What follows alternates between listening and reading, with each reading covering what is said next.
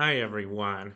Welcome back to Are We on the Same Page? I'm your host, Dave Thomas Rocker, and I haven't made a video on this channel in a while. It's probably high time I do. And today I'm just going to speak off the cuff. I did this about a year ago where I just spoke off the cuff for about 15 minutes. I haven't prepared anything. I'm just going to start with a plug, though. I'm going to start with a plug for a book I wrote about a year ago called My Spiritual Journey. You can find it on Amazon. It's either available on Kindle or in uh, paperback, and I think it's a good book. It's mostly quotes. It's mostly I kind of think of it like a modern version of Poor Richard's Almanac. It's about 100 pages long, and it mostly has one-line quotes pertaining to a lot of aspects of life and what I think matters in life, and also a lot of my thoughts about spirituality. I am spiritual, even though I'm not religious at all in the traditional sense.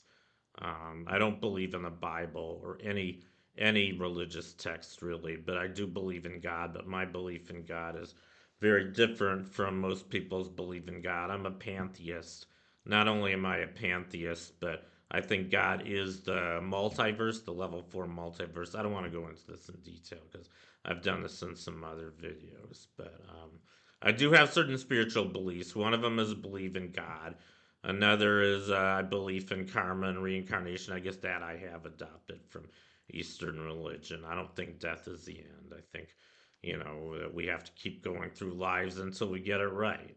You know, and I know that I'm very far from getting everything right. I probably still have several more lifetimes to go, and that's fine because I'm gonna enjoy most of the rest of them. I think a lot more than I've enjoyed this one anyway. So anyway, that's kind of my plug for my book. So what else do I want to talk about today? I have not been feeling well at all ever since Trump won the election. I don't know about the rest of you guys, but I'm very, very worried about the near future. I mean, I don't know what happened. I don't know what the fuck happened with this election. I mean, what are people thinking? Or they're just not thinking? I mean, maybe some of you guys like Trump. I wouldn't be surprised. I even have some friends who I'm pretty sure voted for Trump. I know some that actually did. They told me, and I know a few that I suspect did. And I spent a month campaigning for Harris. I actually think Harris was a very good candidate. She has very good credentials. She was a really successful DA in California. She did really well in school, did really well in law school, has excellent credentials, and I think she has a good heart. And she lost to a madman, in my opinion. She lost to a pathological liar who has only cares about himself, and I think he's just losing it in his mind. And I mean, I'm it's not just him that scares me. It's also all of his cronies, all of his supporters. I mean, I don't understand what people are thinking when they voted for him. A lot of my friends think I'm overreacting. Maybe I am a little bit. I mean, he's been compared to Hitler, and people are telling me he's not going to be another Hitler. I hope to God not. I mean, one saving grace about Trump, Hitler tried to create a new world order. He wanted order, but he wanted a terrible order, which involved an Aryan master race and killing all the Jews. Trump doesn't want that. I don't even know what Trump wants. I mean, he wants as much money and power for himself as possible. That's very, very clear. And I don't think he respects American democracy at all. He even said he wants to be a dictator. A lot of my friends have been telling me he won't be a dictator because our country won't let him. I hope not. But I don't know why we voted for him. I mean, this guy had 34 indictments, and then he rigged the Supreme Court so that they gave him immunity. He handpicked 3 members of the Supreme Court so that they let him go. They just let him go with all his indictments and run for president again. And then he won. He didn't just win the electoral college this time. He won the popular vote as well, which shocked the hell out of me. He won in all 7 battleground states, including Nevada, which is where I live now. Despite the fact that I spent a month campaigning for Harris, I was really hoping I could make a difference here. But I'm glad I did what I did. I felt like I did what I had to do. I felt like my conscience didn't allow me not to do it. And I don't know what I'm going to do now. I mean, I've thought about leaving the country, but I have an 88-year-old mother who, I don't think she's going to be around that much longer. She said that she considers an attack on her personally if I leave the country. And I don't even think I'll be able to because, I don't know what's involved in getting a visa or, citizenship in a foreign country. And I've loved America all my life. Don't get me wrong. I've been a U.S. citizen my whole life. And most of my life I have loved America. I love a lot of things about it. I love our mostly I love the fact that we're a democracy. I love our freedom. I love our democracy. I love the fact that, people can do whatever they want with their lives, at least in theory. And that's not the case in the whole world. There's a lot of terrible autocracies around the world. And I think things for the most part have been getting better and better, not just in the United States, but all around the world. There's setbacks all the time. And right now, I think we're in a really, really big setback with Trump. And I'm scared. I mean, I'm scared because I don't think that he's mentally fit to be president. Aside from the fact that he wants to be a dictator, I don't think that we can trust him with a bomb, with a button. I mean, president carries a little device, a little electronic device in a football case. All he has to do is press a button and it'll alert the military to launch a first strike against any country he wants. And I hope to God he doesn't do that. He did say, I heard this from a friend of mine, he did say in a news report before he even became president the first time in 2015, he said that we have all these nuclear weapons, why don't we use them? Can we be electing someone like this? I mean, in 1964, people were, the Barry Goldwater ran in the Republican Party, and people were worried about him.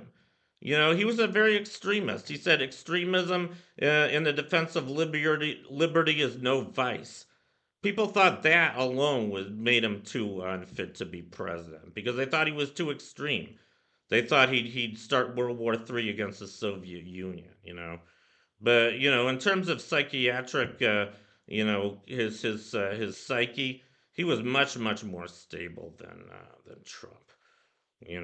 But he lost because Americans thought he'd start World War III. And I realized that the threat of nuclear war has been a problem ever since we've had the atomic bomb. I know that. And I guess we're lucky that we haven't had a nuclear war already. But we have to get along with each other. I mean, we have to change our way of thinking about the world. I think. I mean, Einstein. Einstein's one of my idols, one of my heroes. Not just because he was one of the smartest people that ever lived. He was probably one of the greatest, if not the greatest, physicist of all time. Either that or Isaac Newton. It's kind of hard to compare them, because they lived in very different times. But he was up there. And not only was he an amazing physicist, but he was also an amazing humanitarian. He was a pacifist his whole life. And he was born in Germany. He was born a Jew in Germany. He even predicted the Holocaust because, he knew what was going on in Germany. He knew they were going to look for a scapegoat, especially when they went into the Depression. He even wrote a book about it. In the 1920s, he predicted that the Holocaust was going to happen, and it did. And he got out. He was smart enough to get out of Germany as soon as Hitler got into power. And it's a good thing he did. And the thing is, even though he's a pacifist, he did write a letter to FDR, telling him that we had to build an atomic bomb because he knew the Germans were going to do it if we didn't. Luckily they didn't get anywhere with their attempt to build an atomic bomb. We did. We succeeded. And unfortunately, we used it against Hiroshima. We should have used it against Berlin. I think it would have been fitting if Hitler was right at ground zero when the thing went off, and all his supporters were right there with him. That would have been a fitting end of World War II, in my opinion, even though I'm a pacifist. You know, um, but, I mean, enough of that. I mean, Einstein was a pacifist his whole life. That's the point I'm trying to make here. And after World War II, Einstein wanted to have a world government. He thought the best thing to do would be to give all the nuclear weapons to the United Nations, make the United Nations headquarters of the new world government, have them have control of all the nuclear weapons in the world, figure out a way to make a world government that worked for everybody.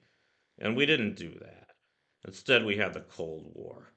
I guess the capitalist countries didn't trust the communist countries and vice versa. And don't get me wrong. I mean, I'm not a fan of the Soviet Union. Soviet Union was a terrible country, you know, and maybe it was a little too idealistic to think that we could have had a world government. I think we should have tried a little harder, though.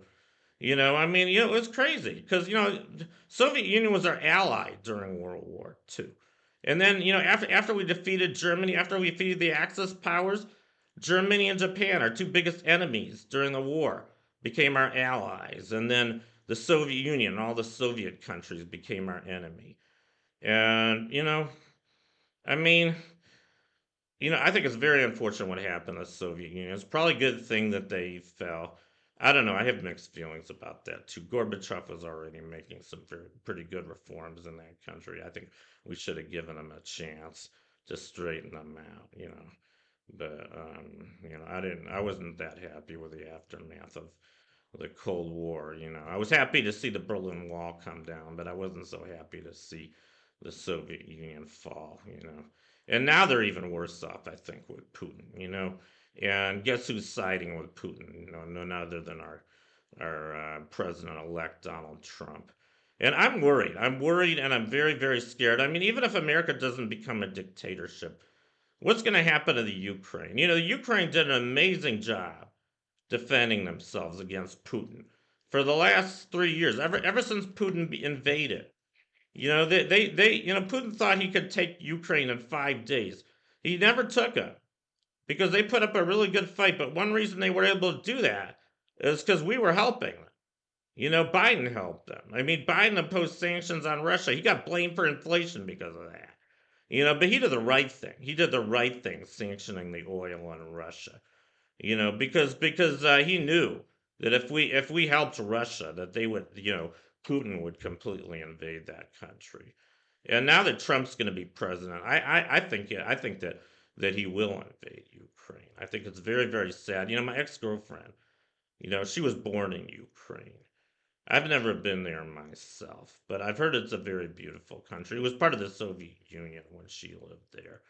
Now they're an independent country. Now they're a free country supposedly, but they're in danger of being wiped out by Russia. And that's not the only bad thing that's happening in the world right now. I mean, there's a lot of very bad tensions between Israel and Hamas, and I'm Jewish, by the way. And this is a touchy area for me because I'm not religious. I already told you I'm not religious. I hate the Bible. My tie to Judaism is purely cultural. I am proud of the culture. I think the main thing I'm proud about Judaism is that I think Jews tend to be very smart. I think we have good values. I think there's a few reasons for that. I think we have very good values. We value education. We value hard work. We value kind of white collar work. Working your way up and doing great things on your own. We have good values, like the Asians. The Asians are the same way these days. So I think that's a big reason why we're so successful. Not every people in the world has these kind of values. I don't want to get in trouble by sounding racist or anything, but well, I might as well say it since I already started. Unfortunately, I don't think that African Americans in general have they don't place the same emphasis on education as Jews, and that's probably a big reason why they haven't been as successful. And I'd say the same for the Hispanics. And of course, I'm generalizing. There are always exceptions among any group of people, but I think education and hard work is a key to success. And I think if they want to thrive in our society, they're going to have to do a lot more of that. But I'm not a horrible racist like most of Trump supporters. I don't have a problem with open borders. I've been to Mexico 10 times. I loved it. I was really pleasantly surprised. I mean, I used to take trips to Tijuana with my best friend from college. We used to walk across the border from San Isidro, which is near San Diego, and then there'd be all these Mexican beggars trying to get across the border. It was pretty sad to see. And then there wasn't much in Tijuana. This is back in the 80s. It was just a poor town everybody was trying to get out of. But they've improved a lot. I was there. I went there like 10 times about 2 or 3 years ago. I even went to a dentist there. It was the best dentist I ever went to in my life. For 35 bucks, I would get regular teeth cleanings, and they were so nice to me. They even let me watch music videos while they were working on my teeth. I never had that kind of hospitality in the United States. I always hated going to the dentist. This was the most pleasant dentist appointment I ever had in my life. They even did a panoramic X-ray of my teeth. I never had that in America, and they charged about 1/5 as much. So they did. That was amazing, and the food's amazing in Mexico. The people. One thing I love about Mexico. I don't think it's just Mexico. I think it's a lot of kind of poor countries, mostly tropical or near tropical countries. Like the Mediterranean, like Italy and Spain and a lot of Africa and the Caribbean and Hawaii. I mean, these people are happy.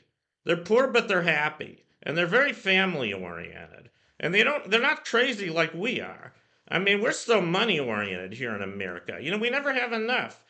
There's people who are richer than you can imagine. They're still miserable because they still want more or because they have some other stupid drama in their lives. And I know this firsthand because my parents were rich. My parents were both doctors. They were both very successful doctors.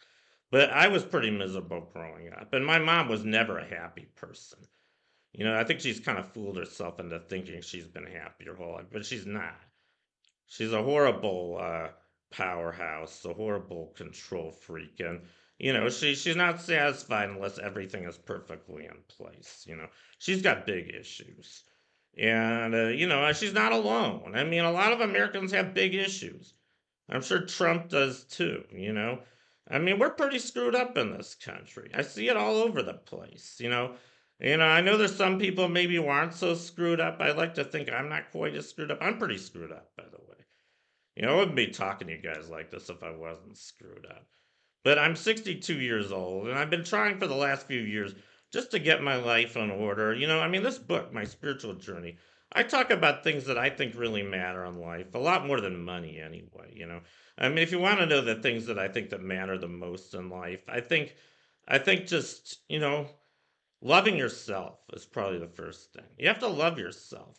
And I think we all have a God given purpose. This is another reason I believe in God. I had an epiphany a couple of years ago where God actually told me the purpose, the reason that I'm here. And that was really, really enlightening. He told me that I'm here to teach math, to not just teach math, but enlighten as many people about the beauty and importance of mathematics as possible. That's the reason I'm here. That's the reason I was born. I was born to do this, you know. And I'm glad he told me that because before he told me that, a lot of my life I was very depressed. I had no sense of direction, no sense of where I was going in life, no sense of freedom either. So freedom's another key to happiness. We have to be free. And a lot of people talk about freedom a lot, but they're not really free. I don't think most Americans are really free. Even though we're supposed to be a free country, we're not really free. I mean, most people have jobs they hate. They're slaves at their jobs. They're slaves for, 40 hours a week because they're working for a boss. They're doing work they don't even like just so they can make enough money to put food on the table. Most people have to do this shit.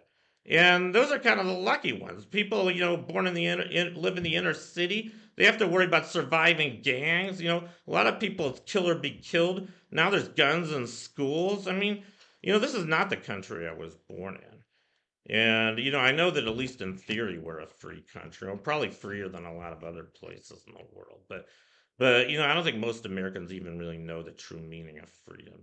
For one thing, freedom, it doesn't just mean you can do whatever you want. Freedom means that you have to respect other people too. I mean, here's what I think freedom is.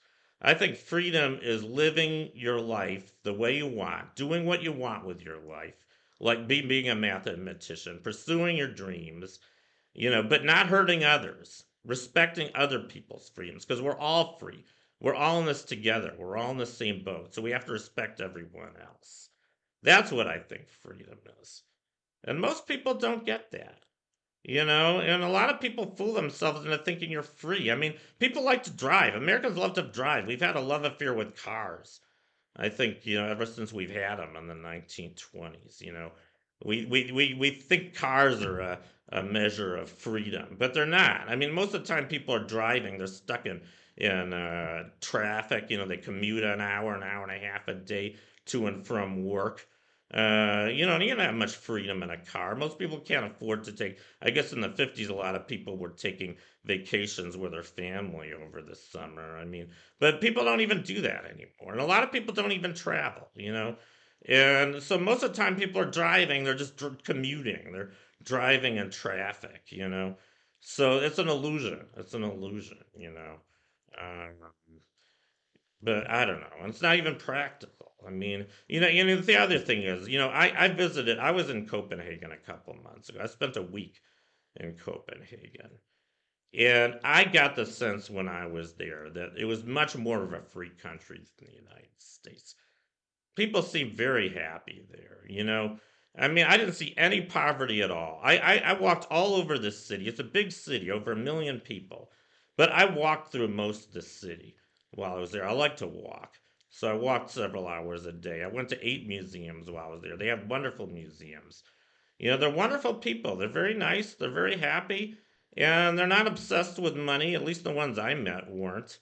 They seem to be enjoying what they're doing over there. And they value things that matter, like education and healthcare. We're the only developed country in the world that doesn't have universal healthcare. FDR tried to get it passed. He died before he had the chance. Now that every other developed country in the world has it, we're the only one that doesn't you know. And we're just so screwed up in so many ways. We weren't so bad when I was a kid either. I mean, 60s and 70s, we were doing okay. LBJ declared a war on poverty. I mean, yeah, he did get us into Vietnam, which was really terrible, but we got out of that. I mean, and even some of how we got out was, I think, a reflection of our freedom, our democracies, the demonstrators. I mean, they did exactly what Thomas Jefferson wanted them to do. They demonstrated, against a government that wasn't working for them. And they were able to, eventually we were able to get out of that war. And I'm glad we did, you know. And I don't know. I mean, I think our country started going bad with Reagan. That's when we started becoming a country for the rich. One of the first things Reagan did was to discharge all the mental institutions so that all the mentally ill people ended up in the street and homeless, you know. And we still have them, and the homelessness has been growing. And I see it all the time. I live here in Las Vegas. I'm in the old part of Las Vegas, just a few blocks from a big homeless shelter. I try to help them out by donating food every week. Try to donate $10 worth of groceries to them. I feel like what I can do is very limited. But it's just very sad for me to see what's going on in this country right now. And I don't know what's going to happen in the near future, but this election, I mean, Trump winning, maybe I'm overreacting. I don't know. I mean, I've been getting a lot of advice from my friends and my family. They say I have a lot of anticipatory anxiety. Maybe I do. They say, don't worry about this stuff. It's not affecting you right now. Just get on with your life. For the most part, I am. Don't get me wrong. I'm not brooding over this all the time. Just every now and then. But I'm not happy about it. And I think we need to wake up. I think we need to wake up and see what's really going on around us and fix what we can. And I know there's a lot of very serious problems in the world right now. We're not going to fix everything overnight, but we can fix a little bit at a time, one step at a time. And if we do the right things, I think we will fix all our problems eventually. At least all the really serious ones. Probably the most serious problem in the world right now is climate change. And that's not going to be easy to fix at all. I don't even know if we will fix it. I heard in 3 years the polar ice is going to start melting and all the coastal cities will get flooded. I guess it's a good thing I'm living inland now. I'm living in Las Vegas, but we've been having worse and worse hurricanes, and in Florida and the Gulf, and the weather in California has been going crazy the last few years. We've had you know, uh, like tornadoes made of fire. We've had terrible forest fires. We've had terrible floods and all this other shit going on in California that we used to have. Weather's changing everywhere, and ecosystems are being destroyed. And I don't want to sound too alarmist here, but we've known about climate change since the 1950s. I mean, scientists have been measuring the CO2 level in the atmosphere ever since the 1950s. And they've measured and they've known that it's been going up because of greenhouse gases, and nobody's done anything about it. And it doesn't surprise me too much because there's no economic incentive to do so. As long as oil companies and car companies are making money selling cars and selling oil, we're gonna keep doing it. We're gonna keep destroying the environment as long as it's economically profitable to do so. And I think that's very sad. And I think all we can do about that is minimize the potential for catastrophe. I think the coastal cities will get flooded. I think that's inevitable. I think we've passed the tipping point on that. You know, I think the 21st century is going to be one of the worst centuries, since Christ. I think it's going to be almost as bad as the Middle Ages, and I hope we get out of it. We may have another dark age. I hope not. You know, but I think there is hope. I think there's always hope. And one thing I'm hoping for is that we'll have fusion at some point. That's another thing that scientists have been working on since the 1950s. Fusion energy. It's the opposite of fission. It's how the sun gets its energy. You start with hydrogen. But the problem is you have to heat hydrogen. You have to heat it to about 10 million degrees. So that the protons can fuse. That's the only way you can get energy out of it. You know, but we could have been doing a lot more with that. I think we should have had a Manhattan Project to develop fusion. We could still do that. I think we could still get fusion, and we're probably going to need it. We're probably going to need it a lot sooner than we realize. Because not only are we in danger of destroying the planet with climate change, and by the way, fusion, there's no danger to the environment with fusion. The only waste product is helium, and it escapes from the atmosphere, and it doesn't involve any greenhouse gases. It won't cause a greenhouse effect, and it'll provide more energy than you can imagine. I mean, there's so much hydrogen in the world. Water is 10% hydrogen. We got the whole ocean. So, we're going to have plenty of energy from fusion for probably in the next 1,000 years or so, even if you take into account exponential growth of energy production. But we can't rely on fossil fuels anymore. We just can't. And the other problem is we're running out of them. We're not going to be able to provide all our energy needs pretty soon, unless we find other sources of energy. And I don't think we can get it all from green energy, unfortunately. Green energy is really attractive. It'd be great if the world's energy demands with solar energy and with wind energy, solely solar, wind, and hydroelectric power, maybe geothermal power. If we could get all that, these are all renewable forms of energy. That would be wonderful. But I just don't think that's going to work because I don't think we'll get enough of our energy to meet all our energy demands that way. We could get some of it, but I don't think we can get all of it. Another possibility is nuclear energy. I know a lot of people hate nuclear power. It's been very, very unpopular ever since the 1970s. But I think the dangers of nuclear power, fission, by the way, that's the opposite of fusion. We've had that since the 1950s.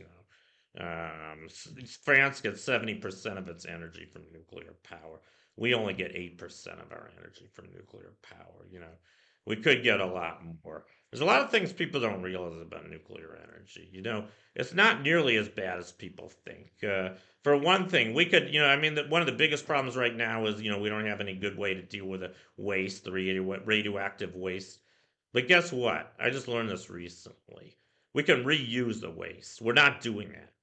I think there was a law passed in the 1970s saying that you weren't allowed to reuse the waste. I don't even know who passed that law. It was a terrible law. We could be cleaning up the waste by reusing.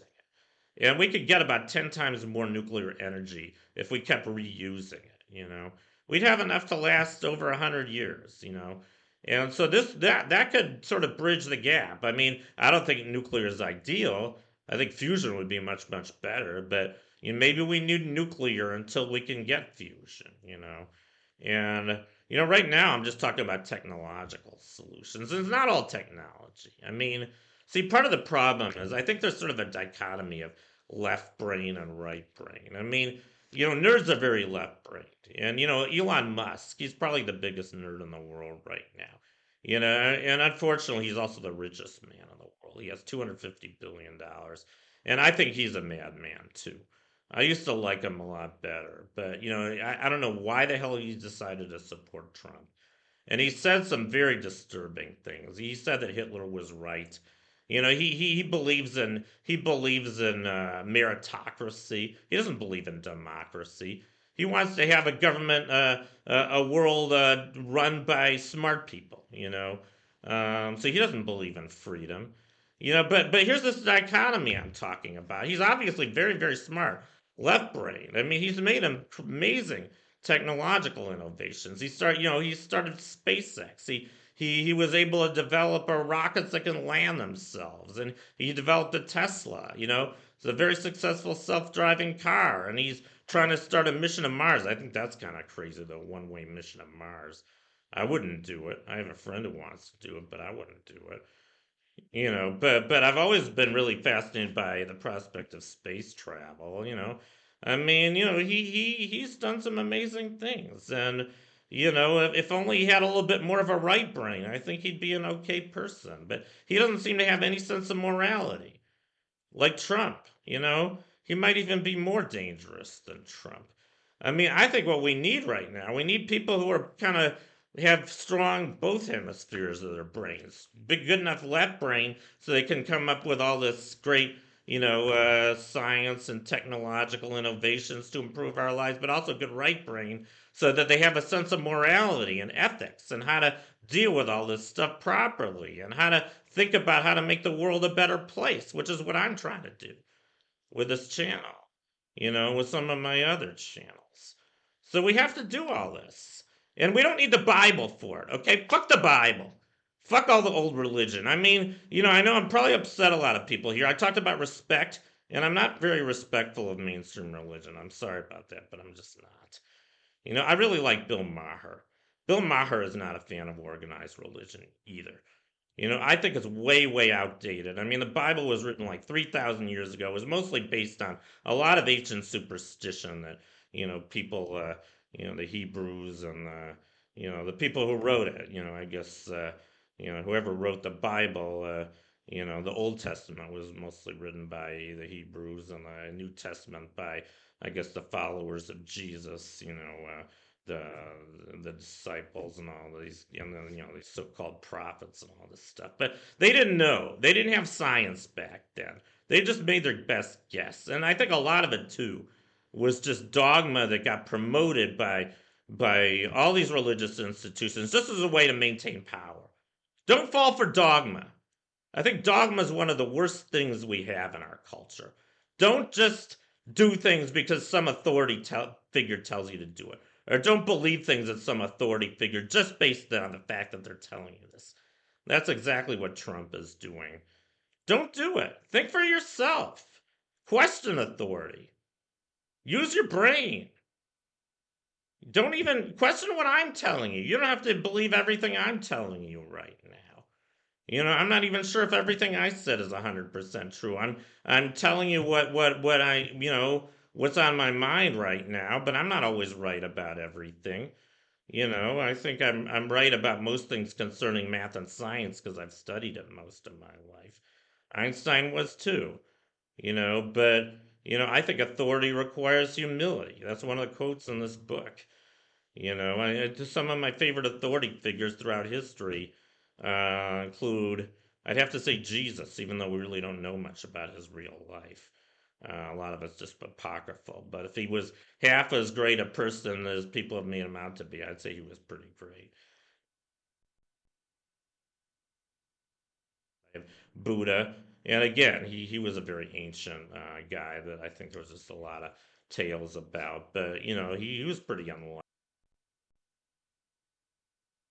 Gandhi. I mean, Gandhi amazes me. I don't know how he was able to do it, but Gandhi, without raising a fist, without any violence, just organizing a campaign of civil disobedience, he was able to gain India its independence from the biggest empire in the world, the British Empire. Pretty amazing he was able to do that. And Martin Luther King, very similar. He did pretty much the same thing in the United States for civil rights. He was able to enact civil rights, put it into law. He was able to get LBJ to put civil rights into law by marching for freedom, organizing peaceful marches for integration. Pretty goddamn amazing, if you ask me. And the other two I put on the picture, they were scientists. Albert Einstein, I already mentioned him. Not only was he an amazing scientist, he was also a great humanitarian. And also Richard Feynman. He's another guy I really like. He was kind of a jokester. He had a good sense of humor. Uh, but he was amazingly bright too. He discovered quantum electrodynamics, the modern theory of particle interactions, and he was very entertaining, and he didn't like authority figures either. He his father told him that the only difference between the Pope and all of his followers was the Pope was wearing a hat. So he understood these things, um, and he was very modest himself. He didn't want to be worshipped or anything. He had, that, I learned a long time ago the difference between being authoritative and authoritarian is that authoritative people have power by virtue of their knowledge, and authoritarian people have knowledge by virtue of their power. So beware of authoritarian figures, but authoritative, fine. If people know a lot and they're able to help society with their knowledge, which I think that Kamala Harris could have done, by the way. I think Kamala Harris could have been a really excellent authoritative president, but now we're going to get an authoritarian asshole who we voted for. So, anyway, enough of that. But I think that's pretty much all I want to say tonight. Those are just some of the thoughts on my mind. I don't know if any of these thoughts have clicked on you. You can leave comments. I'd like to hear some of your comments about what I've talked about. And you might want to check out my book. I mean, hardly anybody's bought it. I'm not a salesman. I'm not even a capitalist, but I'm not a salesman. So you'd be doing me a big favor buying my book. I don't know how to promote it. I don't know how to advertise it, but just check it out. I think you'll like it. Anyway, that's enough for tonight. I'm gonna get going now. Thank you for watching, and I'll see you guys next time. Bye.